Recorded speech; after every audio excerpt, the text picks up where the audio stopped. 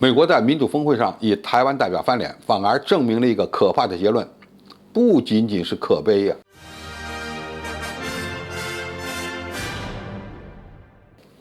观众朋友、网友朋友，大家好，我是傅天少。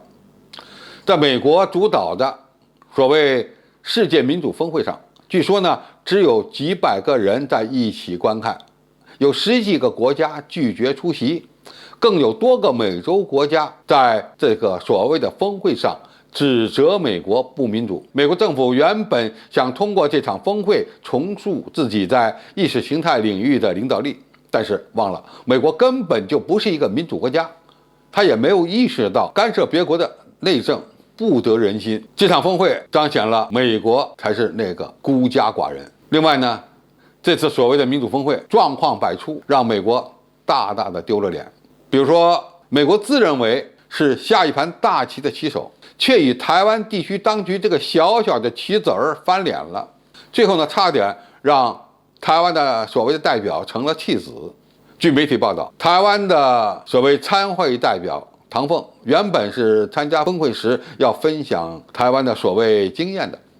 结果呢却玩了一个小聪明。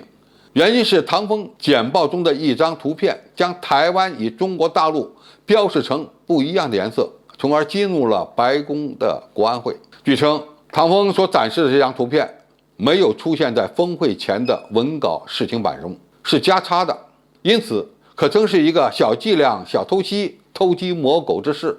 台独分子的用心可以说是昭然若揭。没想到唐凤此举是弄巧成拙，被当场赏了一巴掌，在全世界面前丢了脸。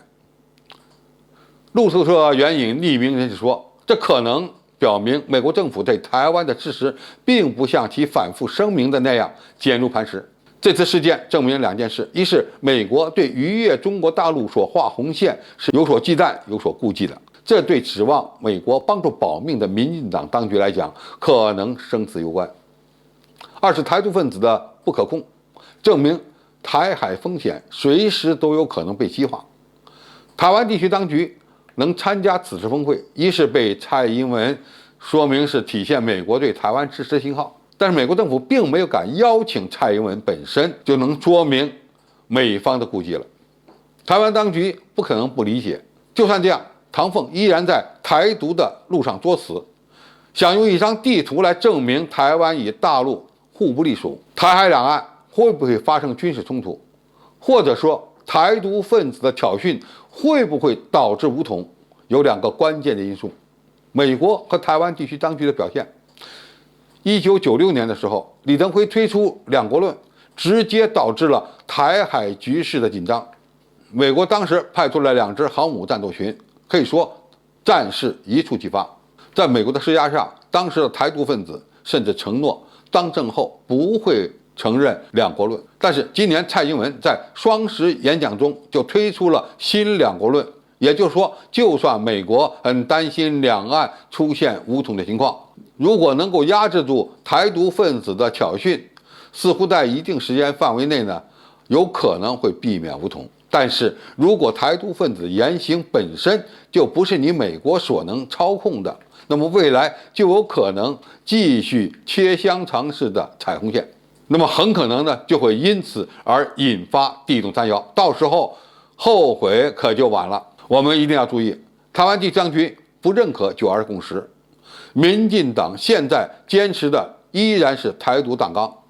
这都是未来挑衅的根本。美国一直把台湾当成是棋子，想让两岸维持分裂的状态，遏制中国的崛起。如果棋子不甘心成为弃子，就有可能把棋手给玩了。中国大陆虽然已经掌握了解决台海问题的主动权，也已经把台湾问题的严重性告诉了美国，但是也要当心台湾地区当局作死。虽然时间在我们这边，但是必须做好应对突发事件的准备，否则就有可能打乱大陆崛起的节奏。当然，这件事也能让美国人清醒了，玩火者必自焚，真的不是开玩笑的。如果你放纵台独分子在台独的路线上越走越远，那么最终迈过了红线，其后果不堪设想，武统必然会因此而展开。好，今天的评述就到这里，谢谢大家收看，我们下期再见。